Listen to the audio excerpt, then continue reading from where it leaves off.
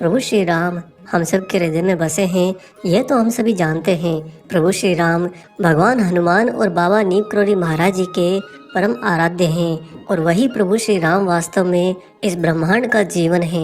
हमारे पुराने सनातन में हर परिवार के अंदर, चाहे वह किसी भी देवी या देवता को क्यों न ध्याता हो, उन देवी देवताओं के हृदय में स्वयं विराजमान हैं प्रभु श्री राम।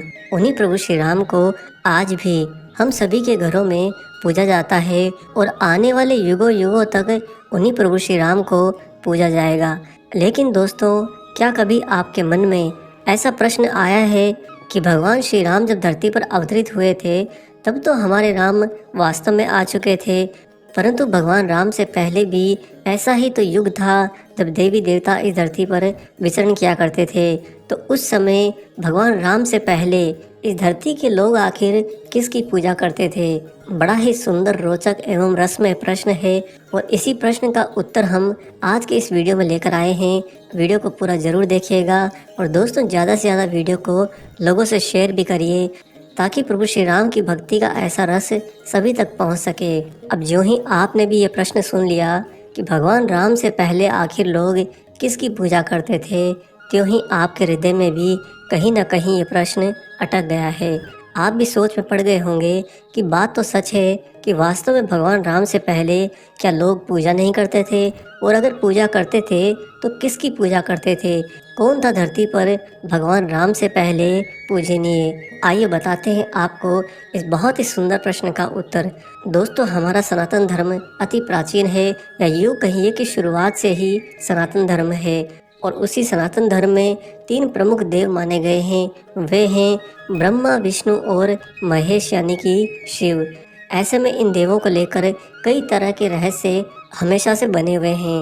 वेद पुराणों की बात माने तो ब्रह्मा की उत्पत्ति जहां भगवान विष्णु जी की नाभि से मानी जाती है, वहीं पर शिव की उत्पत्ति को लेकर कई तरह की धारणाएं हैं। ऐसे में आज हम आपको भगवान शिव से जुड़ी कुछ खास बातें बताने जा रहे हैं जिनके बारे में हमारे वेद पुराणों में बताया गया है, और इसी में आपको आज के इस प्रश्न का उत्तर भी मिल जाएगा कि भगवान राम से पहले लोग आखिर किसकी पूजा करते थे। दोस्तों, आज से हजारों लाखों वर्ष पूर्व वराह काल की शुरुआत हुई थी, और वराह काल ही वह समय था जब प्रथम बार देवी देवताओं ने इस धरती पर कदम रखा था। उस समय हमारी धरती पूरी की पूरी हिम युग की चपेट में थी। जहाँ देखो वहीं पर बस हिम यानी कि बर्फ जमी हुई थी। इसी दौरान भगवान शंकर ने धरती का केंद्र, जो कि आज कैलाश पर्वत है, इसको अपना निवास स्थान बना लिया था। भगवान शंकर के द्वारा अपना निवास स्थान चुन लिए जाने के बाद में स्वयं विष्णु जी ने समुद्र को और ब्रह्मा जी ने नदी के किनारे को अपना स्थान बनाया था। हमारे पुराण कहते हैं कि जहाँ पर शिव विराजमान हैं, उसी पर्वत के ठीक नीचे पाताल लोक है, जो कि भगवान विष्णु जी का स्वयं का स्थान है, और शिव के आसन के ऊपर वायुमंडल के पार क्रमशः स्वर्ग लोक एवं फिर ब्रह्मा जी का स्थान है। और इसको छोड़कर उस समय वराह काल में इस धरती पर कुछ भी नहीं था। तत्पश्चात इन तीनों से ही आने वाले कालखंड में सब कुछ हो गया। आज के विज्ञान को अगर देखा जाए तो विज्ञान के अनुसार भी तिब्बत की जो धरती है वह हमारे इस ग्रह धरती की सबसे प्राचीन भूमि है। और आज का विज्ञान यह भी कहता है कि पुरातन काल में तिब्बत के चारों ओर समुद्र हुआ करता था, और फिर जब समुद्र हटा तो अन्य स्थानों पर धरा यानी कि जमीन प्रकट हुई, और उसके बाद में धीरे धीरे वहाँ पर जीवन भी फैलता गया। यह तो बात हुई आज के विज्ञान के हिसाब से, परंतु हमारे पुराणों में तो यह पहले से ही वर्णन में है कि सर्वप्रथम शिव ने ही धरती पर अपना निवास स्थान चुनकर जीवन के प्रचार प्रसार का प्रयास किया था। इसलिए उन्हें आदि देव भी कहा जाता है, जिसके साथ ही शिव को आदिनाथ भी कहा जाता है। और आदिनाथ होने के कारण ही भगवान शिव का नाम आदिश भी है। यही आदिश शब्द आगे जाकर आदेश शब्द बना। आदेश शब्द के बारे में अगर आप नहीं जानते तो पुरातन काल के अंदर सर्वप्रथम सिद्धि का प्रकटन करने वाले गुरु मछिंद्रनाथ थे।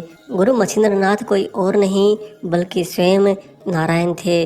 उन्होंने इस भौतिक अवस्था के अंदर प्रथम बार सिद्धियों का इस्तेमाल करके गुरु गोरखनाथ को प्रकट किया था और गुरु गोरखनाथ का अनुसरण करते करते कालांतर में नाथ साधुओं का समाज बना।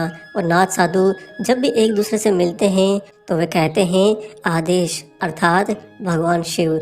शिव के अलावा ब्रह्मा और विष्णु ने तत्पश्चात संपूर्ण धरती पर जीवन की उत्पत्ति और पालन का कार्य किया। इन तीनों ने मिलकर वास्तव में इस धरती को रहने के लायक बनाया। और जब ये धरती रहने लायक हो गई, अति रमणीय हो गई, तब यहाँ पर देवता, दैत्य, दानव, गंधर्व, यक्ष और मनुष्य की आबादी आने वाले कालखंड में बढ़ती गई। इस प्रकार कालांतर के अंदर भगवान राम के आने से पहले सभी लोग भगवान शिव का अनुसरण करते थे। दोस्तों, ऐसा माना जाता है कि महाभारत के काल तक इस धरती पर वास्तव में देवी देवता रहा करते थे और महाभारत के बाद में सभी अपने अपने धाम वापस चले गए। कलयुग के प्रारंभ होने के बाद में देवता बस विग्रह के रूप में रह गए। अतः उनके बाद से लेकर आज तक विग्रहों की पूजा की जाती है और खास यज्ञ, हवन, पूजा मंत्रों के द्वारा उन विग्रहों की प्राण प्रतिष्ठा की जाती है, जिसके द्वारा उन्हीं देवी देवताओं के अंश का आह्वान किया जाता है। क्योंकि ये धरती अब देवी देवताओं के रहने लायक नहीं है, अतः सारे देवी देवताओं का मात्र ऊर्जा स्वरूप इस धरती पर विद्यमान रहता है, जिसे हम प्राण प्रतिष्ठित विग्रह के रूप में जानते हैं। इस प्रकार भगवान राम से पहले जब से ये धरती रहने लायक बनी है, तब से लेकर भगवान श्री राम के जन्म तक इस धरती के केंद्र पर कैलाश पर्वत पर विराजमान रहे हैं भगवान शिव। उम्मीद करते हैं कि इस व्याख्या के द्वारा आपको इस प्रश्न का उत्तर अवश्य मिल गया होगा कि भगवान राम से पहले आखिर लोग किसकी पूजा करते थे। आशा करते हैं आज का ये रोचक जानकारी भरा वीडियो आपको जरूर पसंद आया हो। वीडियो अगर अच्छा लगा है तो जाने से पहले से लाइक कर दीजिए और अगर आप चैनल पर नए हैं तो चैनल को जरूर सब्सक्राइब कर लीजिए। मिलेंगे बहुत जल्दी ही एक और ऐसे ही अलौकिक वीडियो के साथ में। तब तक परम प्रभु श्री राम जी, भगवान श्री हनुमान जी और परम पूज्य गुरुदेव बाबा नीम करौरी महाराज जी की निस्वार्थ होकर सेवा करते रहिए। जय सिया राम।